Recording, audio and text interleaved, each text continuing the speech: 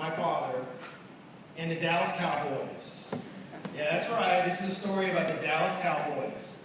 So all you Philadelphia Eagle fans out in the crowd, you better listen close.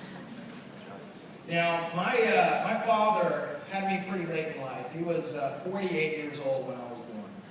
So as you imagine, by the time I was growing up as a little boy, he had already lived a pretty rich and full life.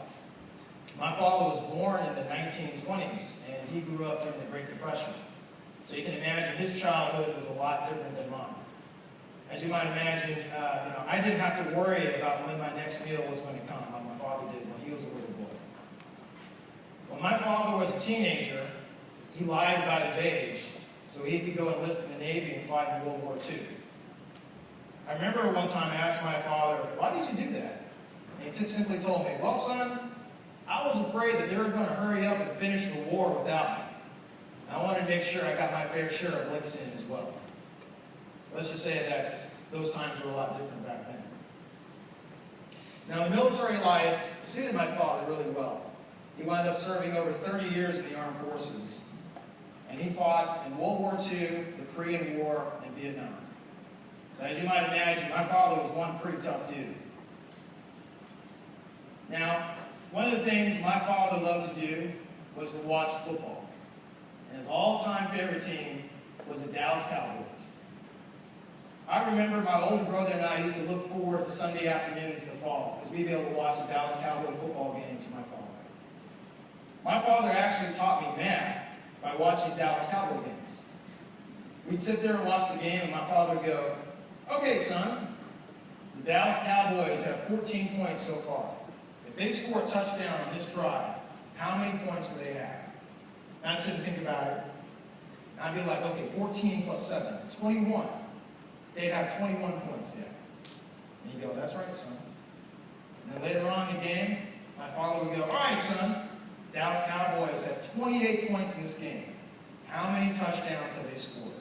And I think about it, like 28 divided by 7, 4. They scored 4 touchdowns there.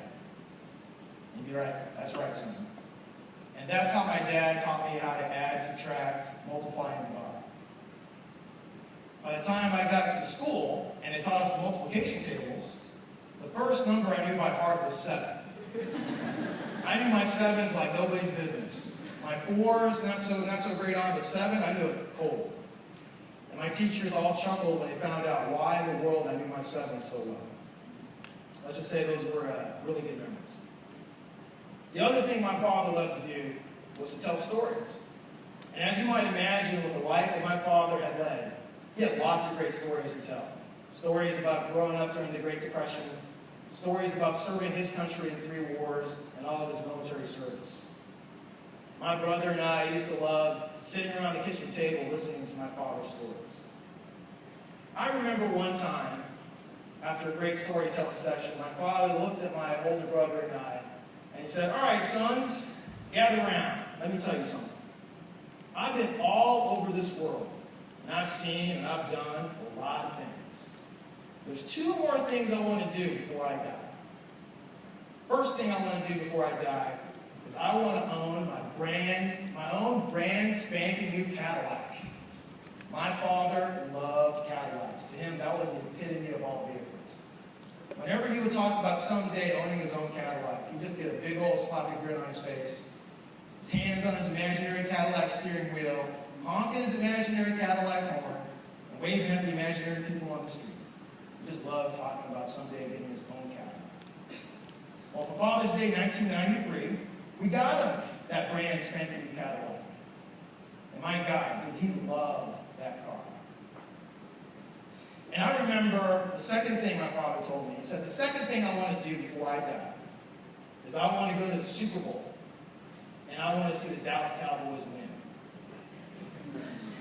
And I remember, I think I was like 7 or 8 years old, the first time my father ever told me that. And I was like, the Super Bowl? I think it'd be easier to send my father to like the moon or Mars or someplace than actually send him to the Super Bowl. Because I grew up in a pretty middle-class neighborhood. I didn't know anyone who went to the Super Bowl. And I told my father, I was like, "Dad, you know, Super Bowl is not for people like us. It's all for like celebrities and rich people. There's no way we'd ever go to the Super Bowl."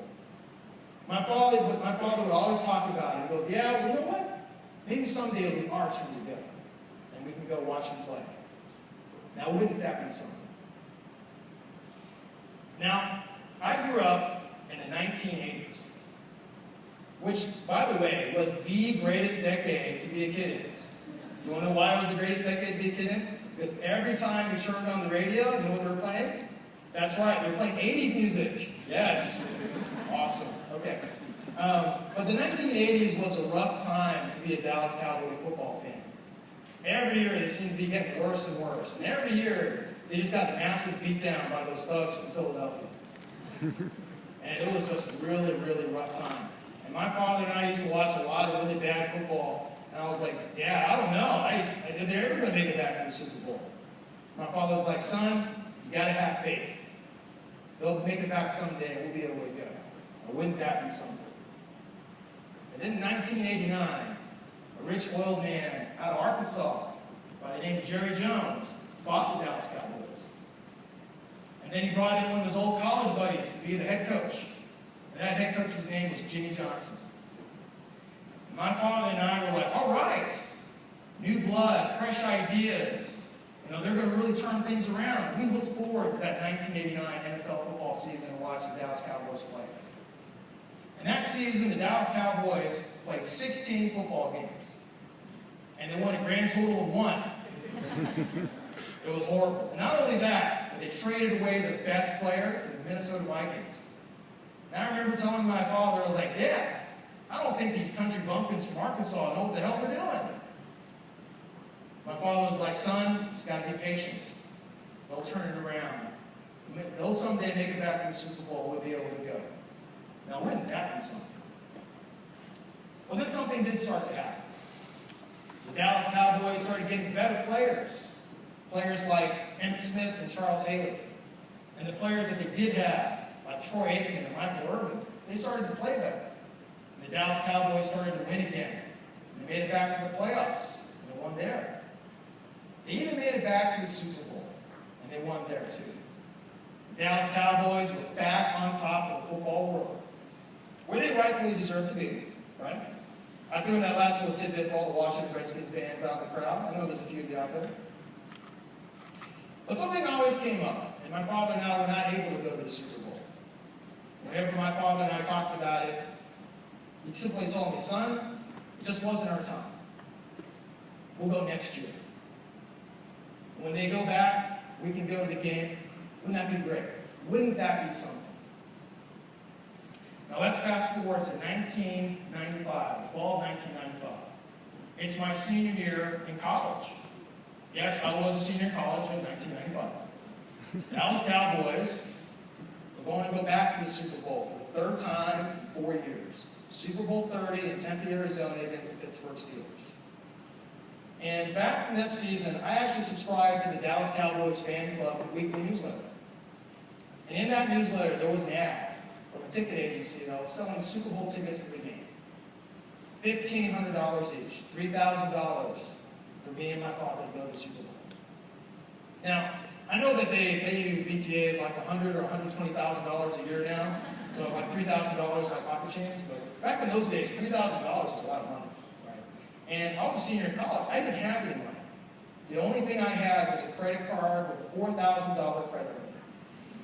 I was like, buy these tickets. But I was talking to the girl I was dating at the time, and she was telling me, Ed, you can't afford to go. You don't have any money. Why don't you just wait one more year? You graduate, you get a good job, you can save your money, you can go next year. I mean, the Dallas Cowboys are so good. This is going to be the third Super Bowl in 4 years. Surely they'll be back the next year. And I remember, and I was like, hey, my girlfriend has a good point. I didn't have any money. The only thing I had was this credit card that I could buy those tickets, but I didn't have any money. And I remember one day, I was sitting back in my dorm room after class, and I started thinking about all those things, about how my father's dream was to go to the Super Bowl someday.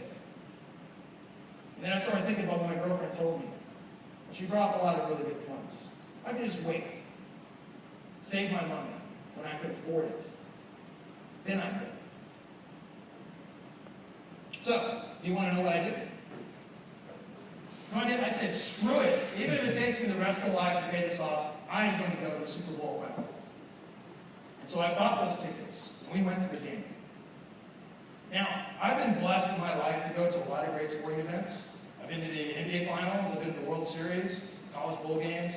I even had an all-access pass to the World Cup games when I was here in the States back in 1994. That's a long story. But needless to say, to me, the greatest sporting event I've ever been to was that Super Bowl. There's no other experience that compares to me to going to that Super Bowl and watching your favorite team play. And the Dallas Cowboys won that day, 27-17. And my father and I had a great time. And I remember after the game was over, we sat out in the stands just a little while longer because we wanted to hold on to that moment just a little while longer. And after a while, when all the people were kind of scattered out, my father left his seats. And he walked a little bit closer to the field. And I went and followed him.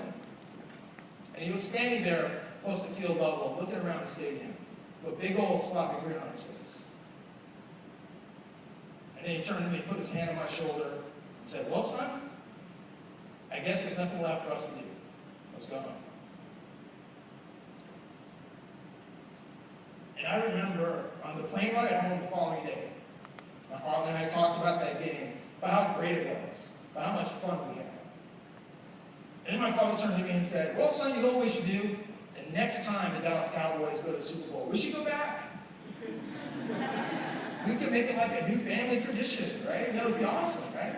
And we both laughed about it. We agreed. We said, "Okay, yeah, next time the Dallas Cowboys make it to the Super Bowl, we'll go back." I mean, it was a good plan. The Dallas Cowboys have just won their third Super Bowl in 4 years. They had a great team. Surely they'd be back the following year. Well, unfortunately, the Dallas Cowboys did not make it back to the Super Bowl the next year, or the year after that, or the year after that. So my father and I, we waited, and we waited, and we waited.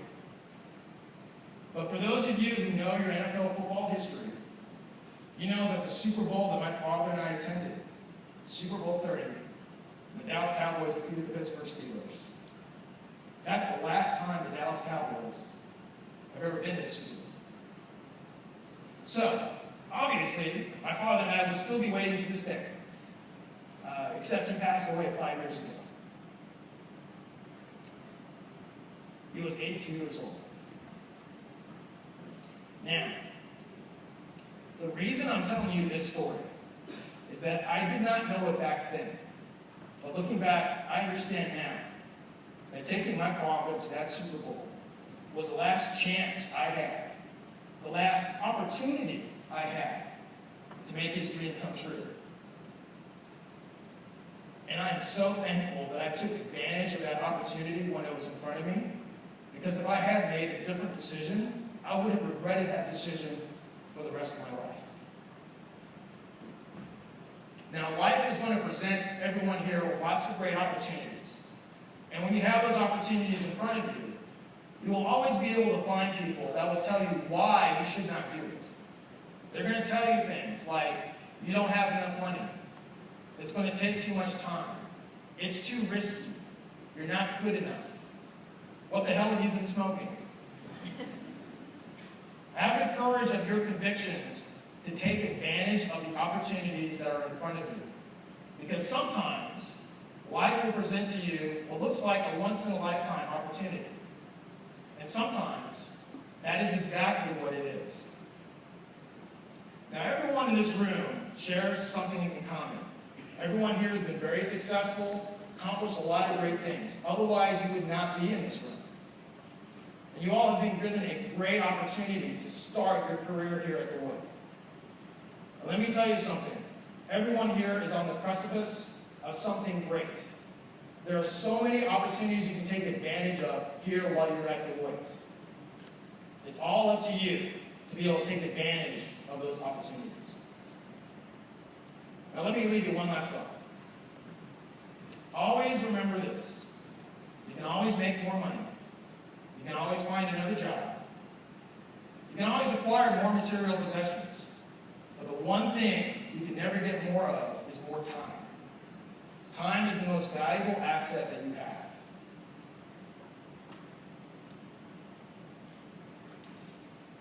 Life is not like a football game.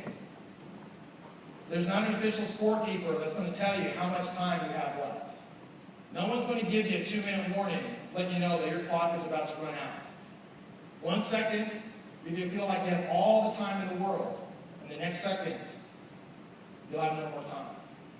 And no matter how much time you get, you always look back and wish you had just a little bit more time. Cherish and value the time that you have. I will always remember fondly the time I was able to spend with my father while he was still alive. But I would give anything, to be able to talk to him for 5 more minutes. And hopefully someday, when it's all said and done, and my time on earth is through, I'll be able to do exactly that. Now, wouldn't that be something? Well, all right, that's it. That's my story. Thanks for your time. Thanks for listening. Welcome to Deloitte.